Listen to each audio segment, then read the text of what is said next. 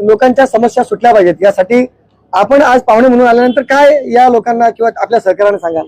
आज गेल्या अनेक वर्षापासून कामगार सेनेच्या माध्यमातून आमच्या भरत गायकवाड असतील, आमचे नरेश दादा असतील, आमचे मातृभाऊ असतील, हे खऱ्या अर्थाने तर महाराष्ट्र कामगार सेनेच्या माध्यमातून जुडलेले आहेत. आज तर आपण प्रश्न चांगले विचारतात.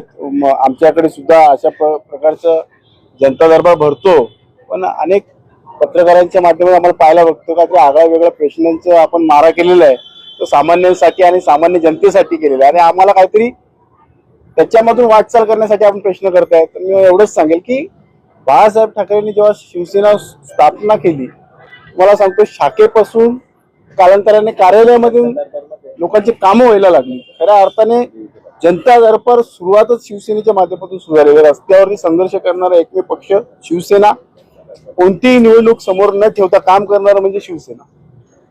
आज या ठिकाणी अनेक भागामध्ये मी आता फिरलो येताना अतिशय बकाल एरिया झालेला आहे. मला वाटतं की या ठिकाणी कामगारांचे प्रश्न मला अगोदरपासून माहिती होते, सांगितले होते. त्याचप्रमाणे तरुणांना मोठ्या प्रमाणात रोजगार नाही. अनेक तरुण या ठिकाणी बेरोजगार आहेत. या रस्त्यापासून, गटारपासून, नाल्यापासून इकडची अवस्था अतिशय दुरवस्था झालेली आहे. पनवेल शहर म्हटलं की एक या ठिकाणी आम्ही ऐकून होतो की उडान पूल असतील किंवा या ठिकाणी लोकांना विरंगुळ्यासाठी गार्डन असतील, पण खऱ्या अर्थाने रस्त्यावरती उतरल्यानंतर कळालं की हा या शहरातला काही भाग मला बक्कल वाटला.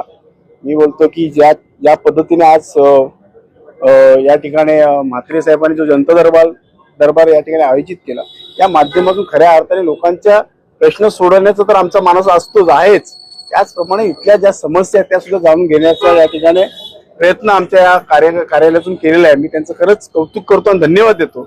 आणि या ठिकाणी तुम्हाला सांगतो की माननीय एकनाथ शिंदे साहेब हे प्रत्येक कार्यकार्याशी जुडलेले आहेत, त्यामुळे इथले प्रश्न नक्कीच सोडवले जातील. त्याचप्रमाणे या ठिकाणी अजून कोणत्या प्रकारची भर देता येईल, जसं ज्या पद्धतीने आम्ही आमच्या कल्याण डोंबिवलीमध्ये स्मार्ट सिटीच्या माध्यमातून अनेक प्रकल्प त्या ठिकाणी सुरू आहेत आणि काही प्रकल्प जसं मेट्रो असेल किंवा अनेक उडान पूल असतील, तशा पद्धतीचं शहर विकसित झालं पाहिजे आणि सुंदरही दिसलं पाहिजे, अशा पद्धतीचं कार्य आमच्या त्या ठिकाणी सुरू आहे.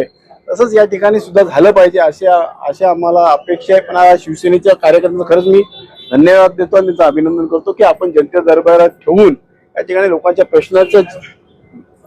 प्रश्नावर हात घातलाय आपण, त्याबद्दल आपलं खरंच कौतुक करतो. एकच छोटा प्रश्न